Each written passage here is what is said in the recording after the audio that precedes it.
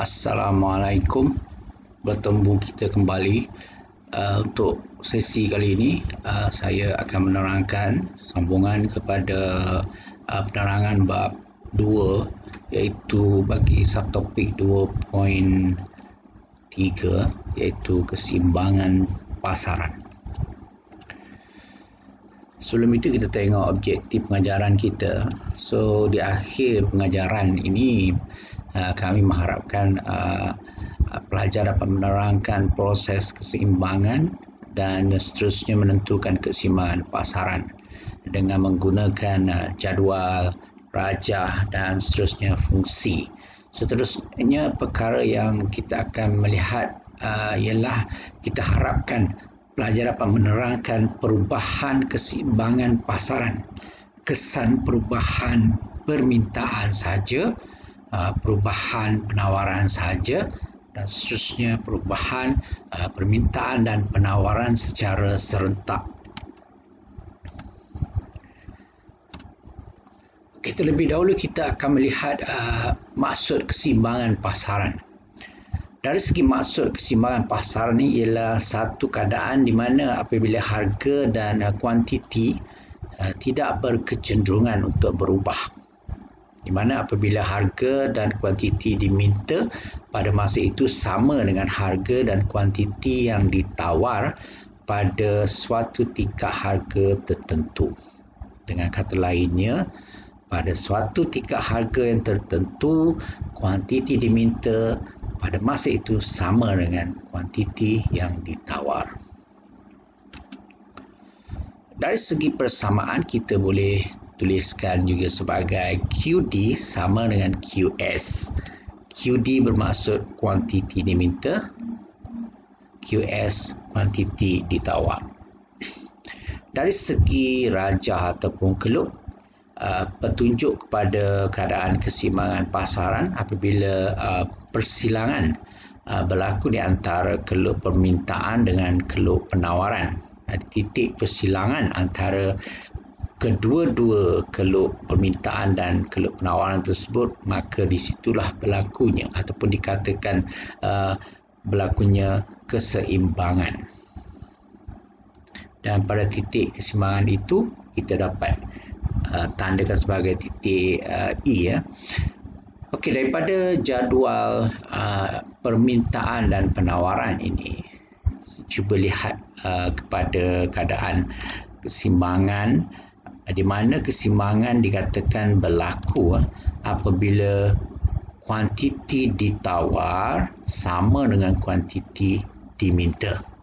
So, dalam jadual ini kita dapati kuantiti ditawar yang sama dengan kuantiti yang diminta adalah semasa kuantitinya bersamaan dengan 12 unit, iaitu pada tingkat harga RM30.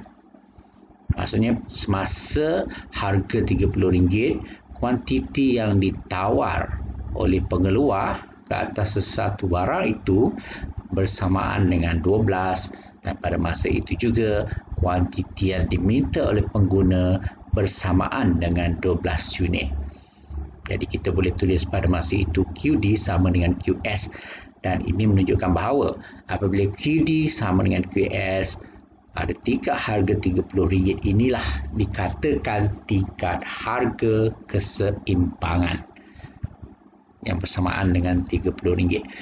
Manakala kuantiti keseimbangan dikatakan sebanyak 12 unit. Contoh bila kita tengok pada harga RM50. Didapati kuantiti ditawar bernilai 20 unit, sedangkan kuantiti yang diminta oleh pengguna hanya 4 unit sahaja. Di sini menunjukkan bahawa pada tingkat harga RM50, kuantiti ditawar melebihi ataupun lebih besar daripada kuantiti diminta sebanyak 16 unit. Jadi kita boleh kata keadaan pasaran pada harga 50 pada waktu ini adalah mengalami lebihan penawaran. So dalam kes pada harga RM50 ini, lebihan penawarannya adalah jumlah 16 unit. 16 unit itu adalah lebihan kuantiti yang ditawar. Pada harga RM40, didapati kuantiti yang ditawar oleh pengeluar sebanyak 16 unit. Manakala kuantiti yang diminta oleh pengguna pada harga RM40 adalah hanya 8 unit. Jadi di sini kalau kita perhatikan, ada lebihan penawaran sebanyak 16/8, iaitu 8 unit barang. Bermakna ada lebihan penawaran sebanyak 8 unit. Pada harga 30 kita sudah pun mengetahui dan kita telah pun membincangkan sebentar tadi bahawa situasi pada harga RM30, kuantiti yang diminta sama dengan kuantiti yang ditawar, iaitu bersamaan dengan 12 unit. Dan di sini pada harga RM30 ini telah pun kita ketahui bahawa apabila QD sama dengan KS, ini adalah keadaan harga keseimbangan, kerana pada masa ini, pada masa keseimbangan, kuantiti yang diminta, apabila kuantiti diminta sama dengan kuantiti tawar, ia bermakna tiada berlaku lebihan penawaran ataupun lebihan permintaan, kerana kuantiti diminta sama dengan kuantiti yang ditawar. Pada harga RM20, kita dapati kuantiti ditawar sebanyak 8, kuantiti yang diminta sebanyak 16. Ini bermakna kuantiti yang diminta melebihi ataupun lebih besar daripada kuantiti yang ditawar sebanyak 8 unit. Jadi keadaan ini boleh dikatakan berlaku lebihan permintaan. Pada harga RM10, apabila harga turun lebih rendah lagi, kuantiti yang diminta oleh pengguna adalah besar, iaitu sebanyak 20 unit, manakala kuantiti yang ditawar oleh pengeluar adalah sebanyak 4 unit. Jadi pasaran pada harga RM10 ini dikatakan mengalami lebihan permintaan sebanyak 16 unit. Okey. Jadi itulah situasi daripada jadual keadaan pasaran, sama ada dia boleh berlaku lebihan penawaran ataupun lebihan permintaan ataupun mengalami keseimbangan. Dan daripada jadual tadi kita dapat menunjukkan situasi keseimbangan pasaran juga melalui rajah seperti inilah. Apabila kita kita gabungkan keluk permintaan yang mencerun negatif dari kiri ke kanan dengan keluk penawaran yang bercerun positif dari kiri ke kanan, maka akan berlaku persilangan pada suatu titik. Dan persilangan ini kita tulis sebagai titik E yang menandakan titik keseimbangan. Dan pada masa itu, berdasarkan kepada rajah tadi, kita dapati dan kita sudah pun mengetahui bahawa harga keseimbangan adalah pada RM30, manakala kuantiti keseimbangan pada harga keseimbangan tersebut adalah 12 unit. 12 unit ini menunjukkan bahawa kuantiti ditawar pada masa itu sama dengan kuantiti yang diminta, iaitu pada tingkat harga RM30. Jika harga melebihi ataupun di atas daripada harga keseimbangan RM30, contohnya pada harga RM40, kita dapati kuantiti yang diminta, kita tengok pada keluk permintaan, kuantiti yang diminta oleh pengguna pada harga RM40 hanya 8 unit sahaja, sedangkan pada tingkat harga RM40, kuantiti yang ditawar oleh pengeluar, kita tengok pada keluk penawaran, sebanyak 16 unit. Ini menunjukkan bahawa pada harga RM40 berlakunya lebihan penawaran. Kenapa? Kerana kuantiti ditawar lebih besar daripada kuantiti yang diminta. Kuantiti tawar sebanyak 16, kuantiti yang diminta sebanyak 8. Jadi apabila kita tolakkan kuantiti tawar 16 dengan 8, bermakna lebihan penawarannya sebanyak 8 unit. Jika diandaikan, okey, itu kawasan lebihan penawaran tadi ya. Okey, jika kita tengok keadaan sebaliknya, contohnya persilangan seperti sebelum ini juga berlaku apabila keluk penawaran bersilang dengan keluk permintaan pada titik E, maka harga simbangannya adalah pada RM30, iaitu pada kuantiti 12 unit. Jika harga berada pada tingkat harga RM20, kita akan dapati kuantiti yang ditawar oleh pengeluar ke atas barang tersebut hanya 8 unit sahaja. Kita tengok pada di mana keluk penawaran. Keluk penawaran di sini ya. Okey, pada tingkat harga 20 ni. Dan pada tingkat harga RM20 ni juga kita tengok pada keluk permintaan, didapati kuantiti yang diminta oleh pengguna adalah sebanyak 16 unit. Ini jelas menunjukkan bahawa kuantiti yang diminta oleh pengguna iaitu 16 melebihi daripada kuantiti yang ditawar oleh pengeluar sebanyak 8 sahaja. Jadi jelas menunjukkan bahawa pada tingkat harga RM20 wujud atau berlakunya lebihan permintaan sebanyak berapa? Sebanyak 8 unit, iaitu 16 tolak 8. 16 itu adalah permintaan, ditolak 8 itu penawaran. Maka sebab itulah kita sebut wujud atau berlakunya lebihan permintaan pada harga RM20. Seterusnya, keseimbangan pasaran berdasarkan rumus. Seperti yang kita tahu bahawa keseimbangan pasaran tercapai apabila kuantiti yang diminta sama dengan kuantiti yang ditawar pada suatu tingkat harga tertentu. Atau kita tulis juga pada masa tersebut QD sama dengan QS. Jadi persamaan permintaan dan penawaran itu boleh ditulis juga seperti berikut. Dan kita ketahui bahawa persamaan permintaan seperti yang kita telah pelajari sebelum ini ditulis sebagai QD sama dengan A tolak BP. Manakala persamaan penawaran ditulis sebagai QS sama dengan A tambah BP. Apa yang berbeza adalah kecerunan bagi persamaan permintaan dan penawaran. Diandaikan fungsi ataupun persamaan permintaan diberikan sebagai QD sama dengan 30 tolak 5P. Manakala persamaan penawaran QS sama dengan 5P.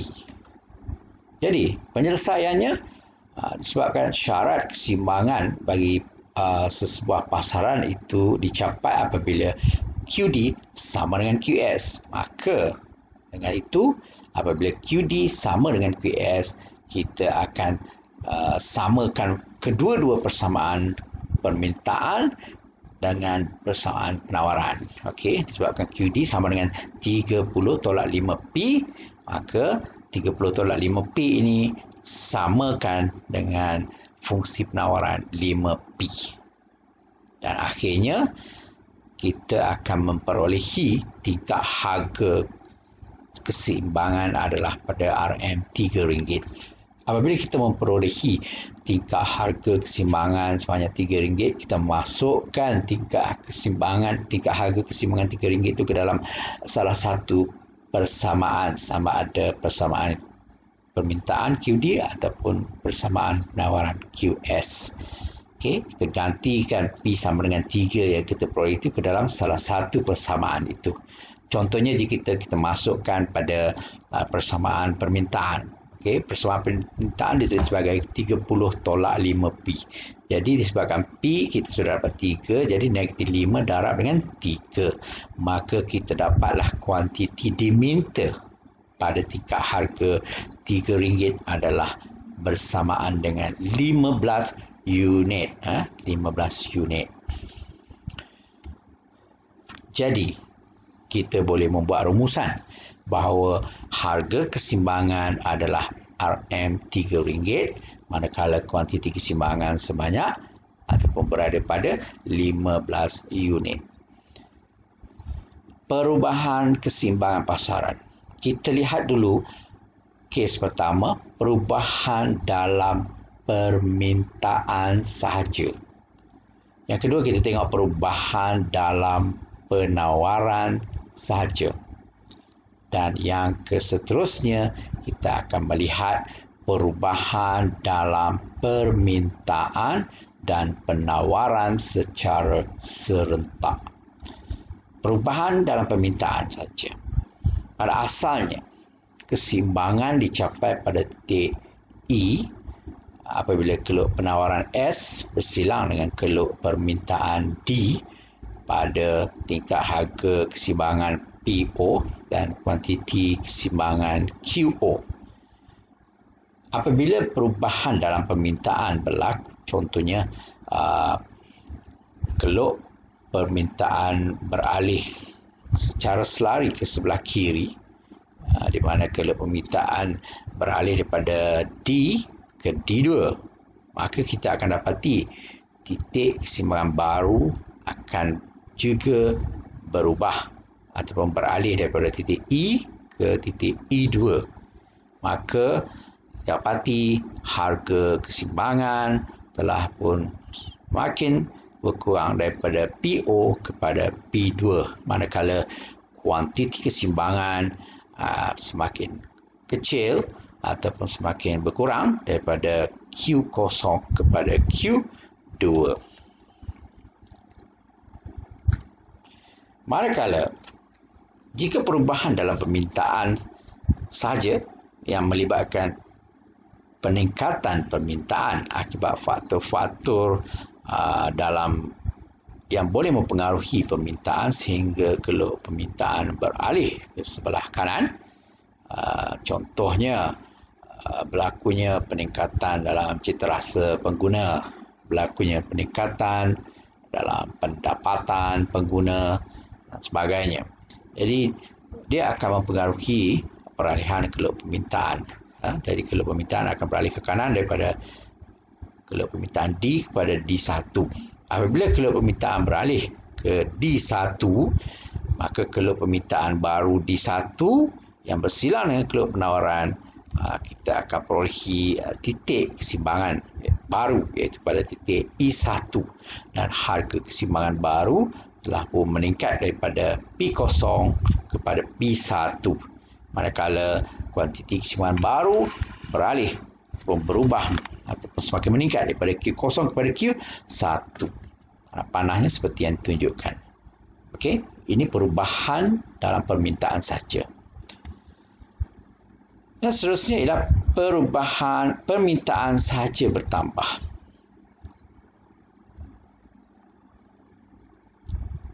Okey, dia akan jadi begitulah. Seperti yang kita tengok sebelum ini ya.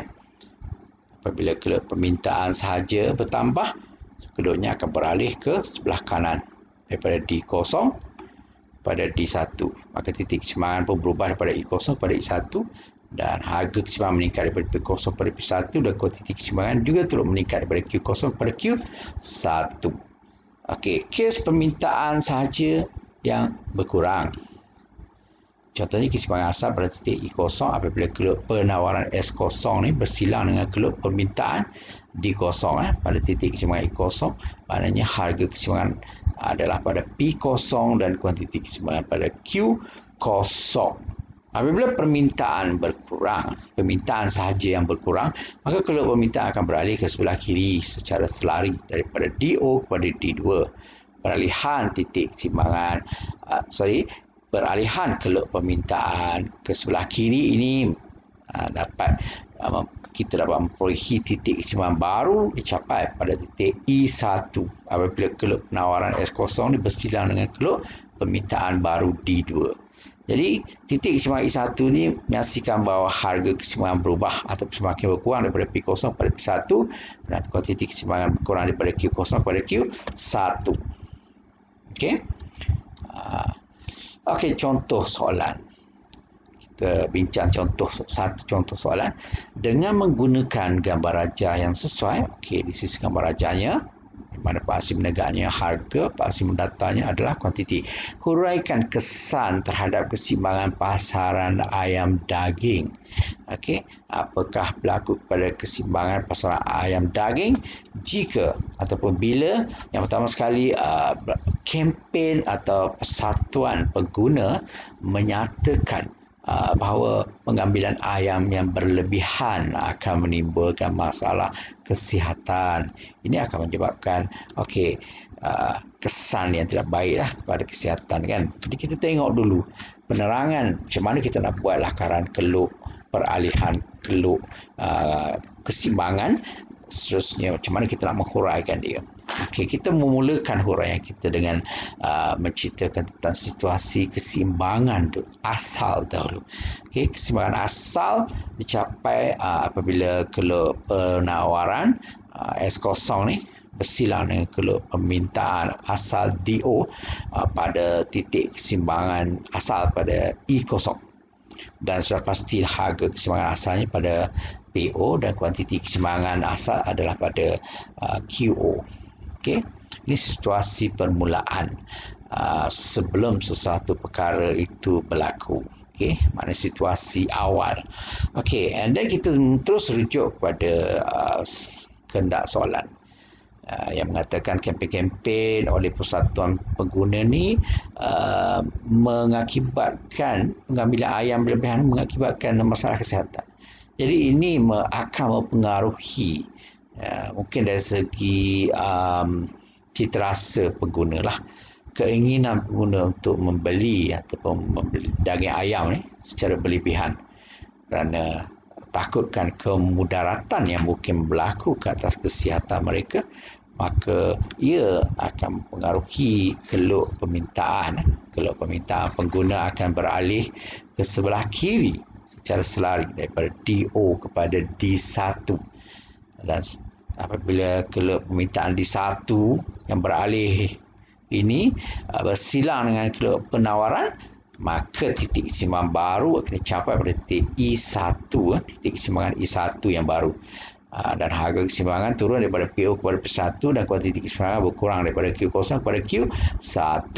Itu impak kempen yang menyebabkan pengurangan permintaan pengguna ke atas daging ayam atas faktor tidak mahu memudaratkan kesihatan mereka. Itu contoh macam mana bila kita dapat soalan, kita cuba huraikan soalan itu berdasarkan kes menggunakan rajah. Kita kena pasti apakah faktor yang boleh mempengaruhi peralihan keluk, sama ada keluk permintaan ataupun keluk penawaran, dan seterusnya untuk harga dan juga perubahan bagi kuantiti. Ini contoh yang saya dah tadi saya hurai secara lisan. Dan sekarang kita tengok secara tulisan pula ataupun secara esei lah. Jadi berdasarkan rajah keseimbangan asal E0 apabila harga P0 kuantiti Q0 bila tingkat harga keseimbangan P0 dengan kuantiti keseimbangan Q0 ni dicapai apabila keluk penawaran S0 bersilang dengan dengan keluk permintaan D0 ni, keluk bukan Q0 ni permintaan D0. S0 keluk penawaran S0 bersilang dengan keluk permintaan DO not Q. Ini pembetulan dia. Seterusnya apabila kempen, kita masuk kepada kehendak soalan. Apabila kempen dijalankan oleh persatuan pengguna yang mengatakan bahawa pengambilan ayam yang berlebihan ini akan menimbulkan masalah kesihatan dan memudaratkan kesihatan. Ini memberi kesan kepada permintaan pengguna terhadap daging ayam lah, di mana daging ayam akan berkurang. Jika kesannya keluk permintaan akan beralih ke kiri. Walaupun kita tak tunjuk rajah sini, kita harap pelajar boleh imagine perubahan keluk yang sebentar tadi kita tunjukkan. Apabila keluk permintaan berkurang, keluk permintaan beralih ke kiri daripada DO kepada D1, maka kita pun akan ceritakan apakah situasi akhir. Kalau perenggan ni dah ada 3 perenggan. Perenggan pertama lebih kepada keseimbangan asal, yang kedua lebih kepada perubahan-perubahan yang berlaku akibat faktor-faktor tertentu berdasarkan kehendak soalan, dan yang ketiga ni adalah pengakhirannya ataupun keseimbangan akhirnya. Jadi keseimbangan baru akhirnya yang barulah dicapai pada titik E1. Kalau nak cerita dengan lebih detail, apabila keluk penawaran S0 bersilang dengan keluk permintaan baru D1. Jadi harga keseimbangan didapati jatuh, kena sebut jatuh ataupun berkurang ke P1. Jangan sebut harga baru P1, tetapi kena sebut juga dia jatuh ke P1. Begitu dengan kuantiti. Kita boleh sebut kuantiti keseimbangan berada pada Q1. Jadi kalau kita dengar pun kita tak tahu dia jatuh ke dia naik. Q1 tu bertambah ke berkurang. Jadi kita kena bagi tahu kuantiti keseimbangan berkurang daripada Q0 kepada Q1. Barulah jawapan kita lengkap, tepat dan padat. Okey, seterusnya kita pergi kepada perubahan bagi penawaran saja. Andaikan pada keseimbangan asal dicapai pada E apabila kedua penawaran S0 bersilang dengan kedua permintaan D. Pada tingkat harga P0, kuantiti keseimbangan Q0. Apabila berlaku perubahan dalam penawaran, contohnya kalau kita tengok sini penawaran beralih ke sebelah kanan, jadi itu menunjukkan mungkin salah satu faktor dalam penawaran yang boleh mengalihkan keluk penawaran. Contohnya mungkin kejatuhan harga input yang menyebabkan pengurangan kos pengeluaran, mungkin menyebabkan keluk penawaran beralih ke sebelah kanan. Begitu juga mungkin disebabkan faktor berlakunya peningkatan dalam tingkat teknologi, juga boleh meningkatkan keluk penawaran ke kanan daripada S0 kepada S2 lah bagi kes keluk ini. Kita ambil 1-2 contoh faktor lah, tak perlu dihuraikan semua faktor. Kita just ambil salah satu ataupun 2 faktor untuk menyatakan mengukuhkan huraian kita. Dan seterusnya apabila keluk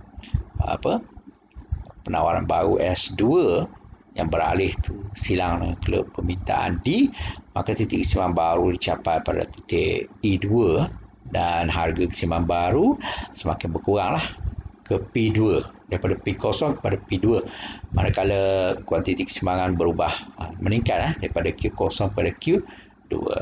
Okey, itu situasi bagaimana kita nak terangkan perubahan keseimbangan.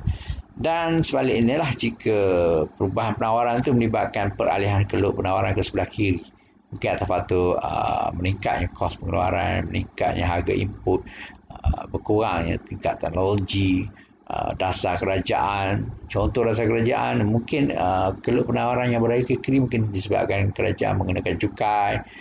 Itu semua boleh mempengaruhi peralihan keluk penawaran daripada S0 kepada S1 ke sebelah kiri. Dan titik keseimbangan baru dicapai pada titik E1 ni, titik E1 apabila keluk penawaran baru ni bersilang dengan keluk permintaan. Jadi harga keseimbangannya meningkatlah daripada P0 pada P1 dan kuantiti keseimbangan berkurang daripada Q0 pada Q1. Okey.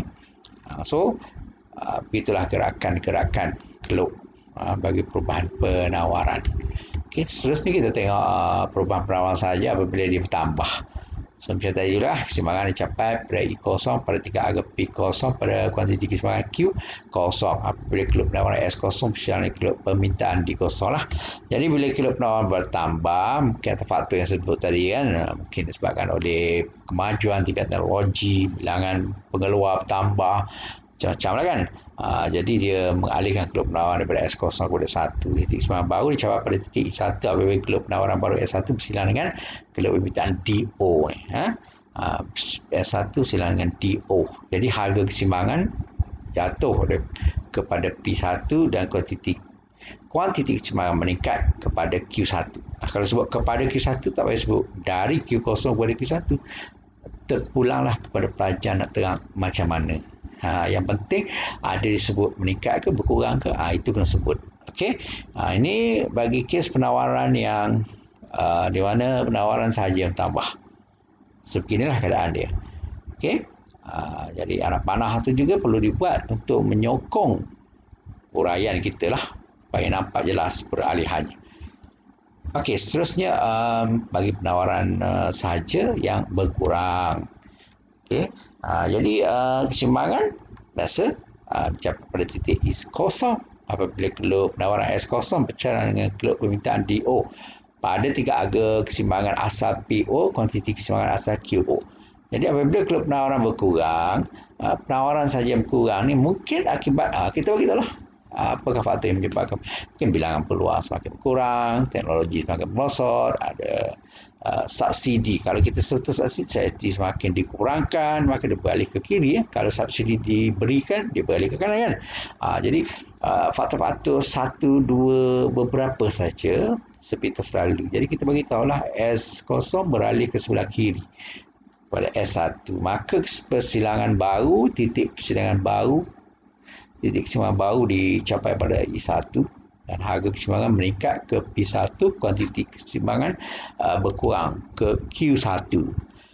Yang sebelum ni pada Q0. Okey. Itu anak panah yang berlakulah apabila penawaran sahaja yang berkurang. Okey. Seterusnya kita tengok perubahan dalam permintaan dan penawaran. Jadi dalam kita membincangkan tentang perubahan yang mana melibatkan permintaan dan penawaran yang serentak ini, ada beberapa kes yang mana dia akan mempengaruhi tingkat harga dan kuantiti kesimbangan. Okey, kes yang pertama kita tengok macam mana kenaikan dalam permintaan ni adalah sama kadar dengan kenaikan dalam penawaran. Jadi contoh itu yang pertama, kita tengok kejap lagi.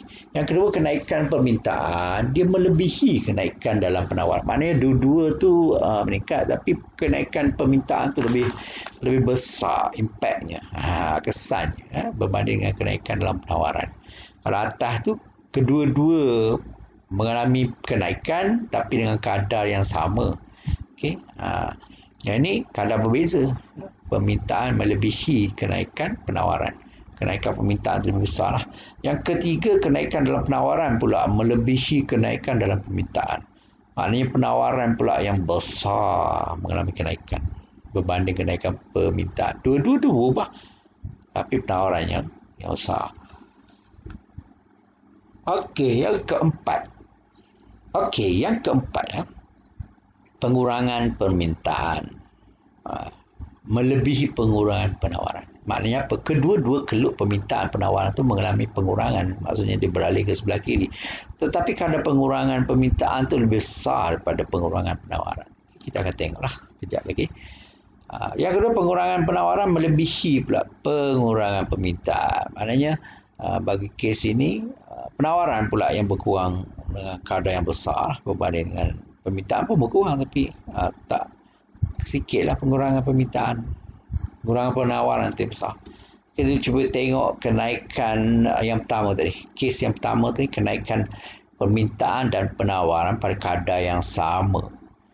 Apa yang kita dapatinya, harga tidak berubah tetapi kuantiti meningkat. Contohnya, kesimbangan asal capai pada titik kesimbangan I0 apabila keluk penawaran S0 bersilang dengan keluk permintaan D0. DO lah. Jadi harga kesimbangannya pada PO dan kuantiti kesimbangannya pada QO. Jadi apabila kenaikan permintaan dan penawaran pada kadar yang sama, maknanya apa? Jadi peningkatan keluk penawaran itu dia sama dengan kadar peningkatan keluk permintaan. Permintaan dengan penawaran itu sama. Dua-dua meningkat tetapi dengan kadar yang sama. Jadi kalau kita tengok dia meningkat sini, kalau saya andaikan sini dalam 2 inci, contohlah kan 2 inci. So penawaran nanti akan beralih 2 inci juga. So anak panahnya dia jadi macam itulah. Impact akhirnya apa? Harga tidak berubah. Harga tidak berubah. Titik kesimbangan awal pada I0, bila dia beralih dekat sini akibat peningkatan permintaan, ni bukan titik kesimbangan titik kesimbangan yang ada kat sini sementara, tapi yang kita tengok kesimbangan akhir. Jadi permintaan bertambah tetapi penawaran pun bertambah, tapi dengan kadar yang sama. Jarak ni sama dah dengan jarak ni. Jadi akhirnya, kesan akhirnya titik kesimbangan berubah pada I0 kepada titik kesimbangan titik kesimbangan akhir pada I1. Cuma apa yang kita tengok, harga tidak berubah. Yang berubah kuantiti kesimbangan daripada Q0 pada Q1. Itu dia situasi. Yang kedua, kenaikan permintaan melebihi kenaikan dalam penawaran. kenaikan permintaan melebihi daripada. Maksudnya kedua-dua keluk permintaan dengan penawaran tu dia naik, bertambah. Tapi kenaikan DD tu, permintaan tu besar berbanding dengan kenaikan penawaran. Jadi impact akhirnya apa? Harga naik, kuantiti juga naik. Okey, kita tengok daripada keluk keseimbangan asal pada titik E0 lah. Pada harga P0, kuantiti keseimbangan Q0 lah. Apabila keluk penawaran S0 bersilang dengan keluk permintaan D0. So, bila permintaan ni meningkat lebih besar, melebihi daripada kenaikan penawaran. Penawaran pun naik juga, tetapi dia naik sikit. Tapi yang naik banyaknya permintaan. Tengok. Daripada D0 pada D1 naik besar. Sedangkan penawaran daripada S0, bila dia bergerak daripada sini ke sini, untuk sementara waktu dia berada di sini. Kemudian bila penawaran bertambah, dia beralih daripada S0 kepada 1. Nak panah kan? Jadi keseimbangan akhir di sini lah. Ni. Nampak? 1 di situ. Beralih. Kalau titik keseimbangan asal di sini, beralih ke sini. So, impactnya harga naik daripada P0 pada P1, kuantiti naik daripada Q0 pada Q1. Okay. Sebab apa? Sebab harga naik dengan besar, melebihi daripada kenaikan penawaran. Penawaran pun naik tapi tak besar. So, jadi macam ni. Okey. Okey, kes yang ketiga, kenaikan dalam penawaran pula yang melebihi kenaikan dalam permintaan. Kedua-dua naik tapi kenaikan penawaran melebihi kenaikan permintaan. So, impact akhirnya apa? Harga turun, kuantiti meningkat. Okey, kita tengok keadaannya kan. Keseimbangan dicapai pada titik kosong apabila keluk penawaran S0 bersilang keluk permintaan D0 pada tingkat harga P0, kuantiti keseimbangannya adalah Q0. Okey, disebabkan dalam kes nombor 3 tu kenaikan dalam penawaran melebihi kenaikan dalam permintaan. Jadi kalau kita buat permintaan dulu nak naik, tapi dia naik sikit daripada D0 kepada D1, dia naik sikit sebab yang naik banyaknya adalah penawaran. Nampak?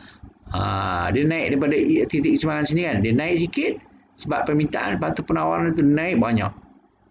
Jadi banyak keseimbangan akhirnya dekat sini bila keluk penawaran S1 yang baru ni bersilang dengan keluk permintaan baru D1 pada titik E1.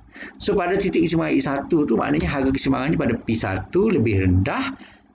Harga jatuhlah daripada PO kepada P1. Kuantiti keseimbangan meningkat daripada Q0 pada Q1. Ni nampak ni ayat ni kan. Harga turun, kuantiti meningkat. Itu impact kesan dia, kesan akhir. Bagi kes kenaikan dalam penawaran melebihi kenaikan dalam permintaan. Okey, kita tengok kes yang keempat, pengurangan permintaan melebihi pengurangan penawaran. Maknanya dua-dua permintaan dan penawaran tu jatuh, tapi pengurangan permintaan tu lebih besar lah berbanding dengan pengurangan penawaran. Jadi keluk akan beralih ke sebelah kiri ni, dua-dua keluk. Okey, contohnya keseimbangan berada pada titik E0 apabila keluk penawaran S0 bersilang dengan keluk permintaan D0. Harga keseimbangan pada P0, kuantiti keseimbangan pada Q0. Okey, ni P0, Q0. Jadi, bila pengurangan permintaan melebihi, maksudnya permintaan ni besar. Okey, berbanding dengan penawaran. Okey, ditunjuk penawaran dulu. Tak kisahlah. Yang penting penawaran kecil je. Berkurang tapi dengan kecil. Nampak? S0 kepada S1 kan. Dia berhenti kat sini sekejap. Tapi ini bukan keseimbangan, titik keseimbangan lagi sebab permintaan tak berkurang lagi. Tapi bagi kes ini pengurangan permintaan melebihi, lebih besar kan. Jadi dia bergerak daripada sini ke sini. Jadi akhirnya titik keseimbangan adalah capai pada titik E1 apabila keluk penawaran baru S1 bersilang dengan keluk permintaan baru D1. So harga keseimbangan berada pada P1 lebih rendah daripada sebelum ni P0. Nampak kan?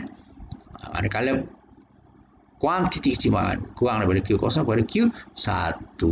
So, jelaslah menunjukkan bahawa harga dan juga kuantiti jatuh. Itu kesan akhirnya lah. Apabila pengurangan permintaan melebihi pengurangan penawaran. Okey. Dan kes yang kelima, pengurangan penawaran melebihi pengurangan permintaan pula. Jadi permintaan melebihi penawaran, kan pengurangan penawaran. Jadi keseimbangan asal dicapai pada titik E0 apabila keluk penawaran S0 bersilang dengan keluk permintaan pada tingkat harga keseimbangan P0, kuantiti keseimbangan Q0.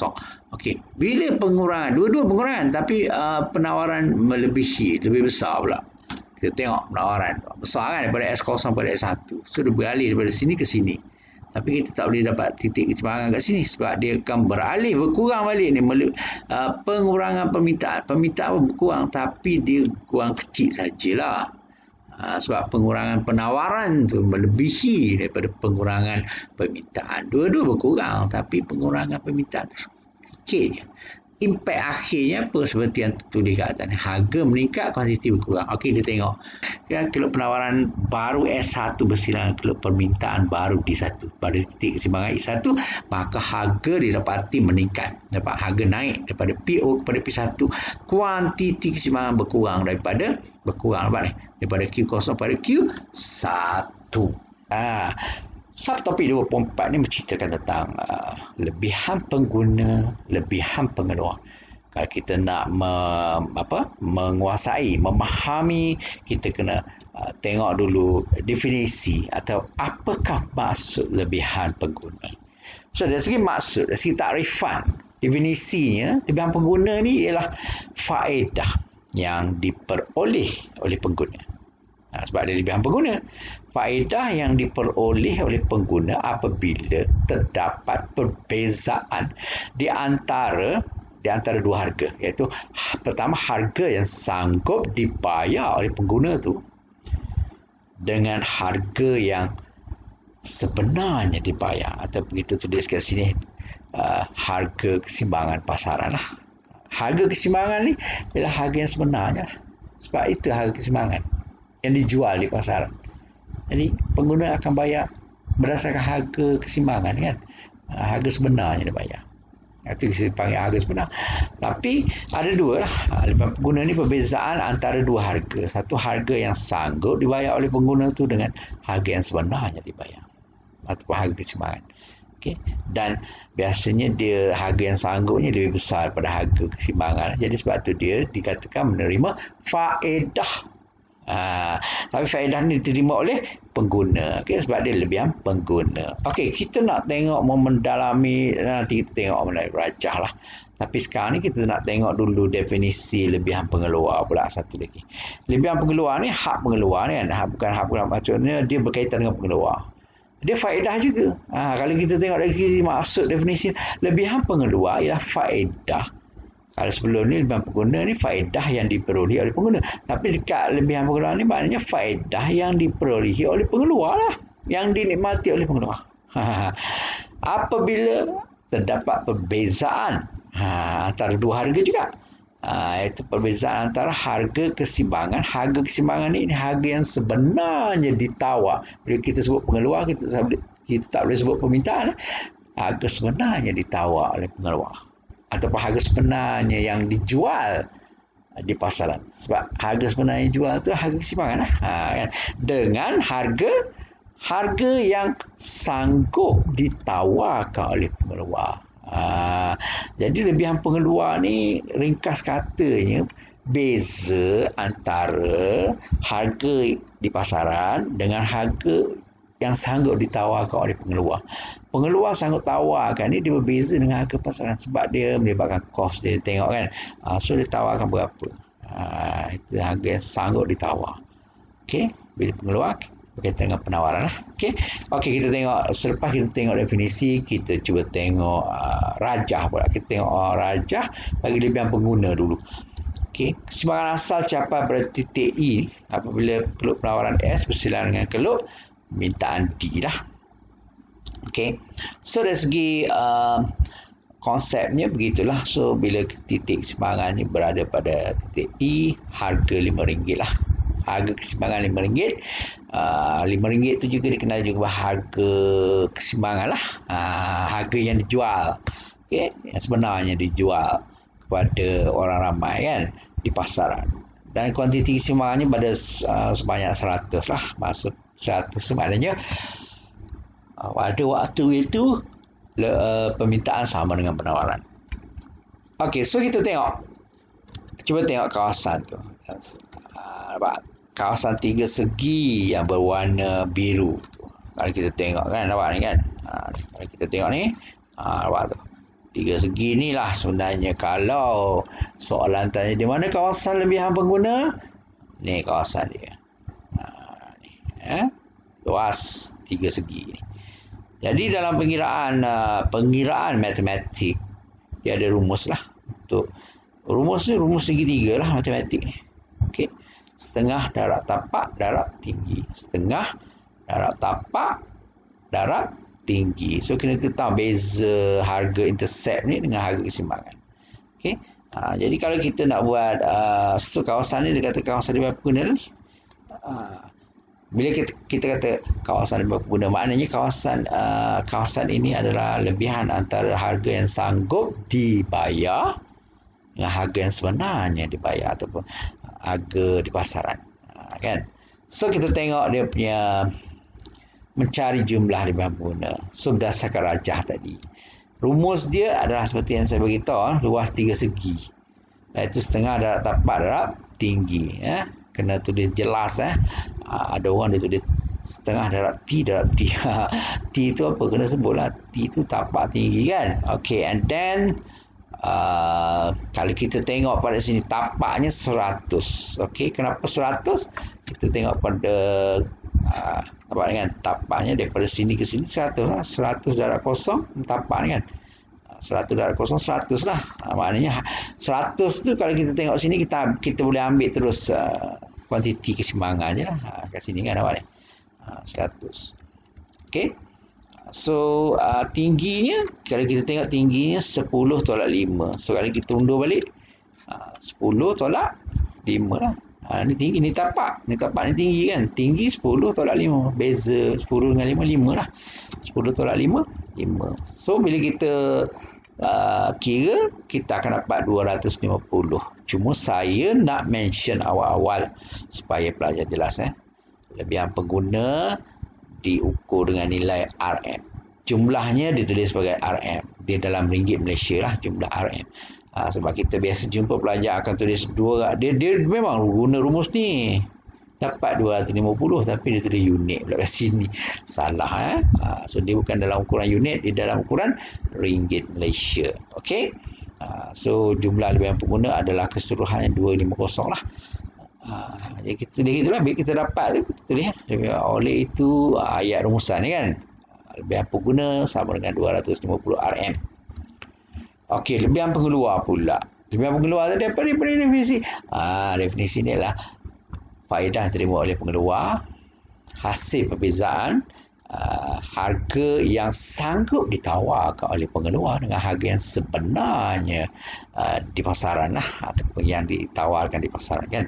Okey, keseimbangan asal dicapai pada titik E apabila kelab penawaran S ni bersilang dengan kelab permintaan D. So harga keseimbangannya kalau kita tengok 10 dan juga kuantiti 10 lah. Okey. So di mana kawasan lebihan pengeluar? Bukan di sini. Nampak tu. Kita dah. Nampak tu. Tu. Antara harga keseimbangan 10 ni bawah harga keseimbangan. Tapi di atas daripada kelab penawaran. Okey. So ni. So, jadi kalau kita nak cari dia punya apa? Dia punya luas tiga segi lah. Luas lebihan pengeluar. Luas tiga segi lah bagi kes ni. Tapi kita kena kan, kadang-kadang ada dia sampai ni intercept pada paksi harga. Kalau dia intercept pada paksi pintasannya pada paksi Q, so dia akan jadi rumus trapezium kemungkinan besar. So you kena guna rumus trapezium lah. Okey, ini saya beritahu awal lah. Sama juga lebihan pengguna lah. Okey, kemungkinan kita tengok luas dia adalah bentuk trapezium ke ataupun bentuk apa tiga segi, kan. Dalam kes ni tiga segi. So rumusnya sama je sebab kita nak guna luas tiga segi, kan. Kalau sebelum saya walaupun saya tak tunjuk lagi tapi kita dah tengok sini. Rumusnya dah setengah darab tapak darab tinggi. So setengah darab tapak ni. Tapak ni 10 lah. 10 tolak kosong 10, kan. Tingginya 10 tolak 5 5. 5 jadi setengah darab 10 darab 5. Kan. Okey. So bila kita tulis tu kawasan lebihan pengguna, kawasan tiga segi tu.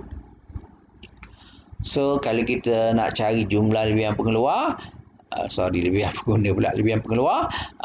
So di sini lebihan pengeluarnya adalah sebab dia tiga segi, so luas tiga segi, setengah darab tapak darab tinggi. So kita dapat, kita kira ni. Okey, ringkasnya kita dapat RM25. Dalam RM25. So kita buat rumusan. Oleh itu lebih keluarlah RM25. Okey. Saya rasa itu sajalah untuk topik pembincangan kita pada video ini, iaitu ada dua perkara kita bincang tadi ya.